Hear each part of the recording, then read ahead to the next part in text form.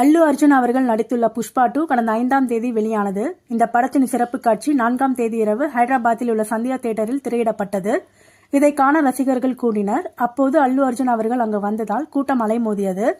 தள்ளுமுள்ளு ஏற்பட்டதில் நெரிசலில் சிக்கி ரேவதி என்கின்ற பெண் உயிரிழந்தார். அவர் மகன் படுகாயமடைந்தார். இந்த சம்பவம் தொடர்பாக அல்லு அர்ஜுன் அவர்கள் திரையரங்கு உரிமையாளர், மேலாளர், ஊழியர் உள்ளிட்டோர் மீது சிக்கடப்பள்ளி போலீசார் வழக்கு பதிவு செய்தனர். இதற்கிடையே இறந்த பெண்ணின் குடும்பத்துக்கு ரூபாய் 25 லட்சத்தை இழப்பீடாக அறிவித்தார்.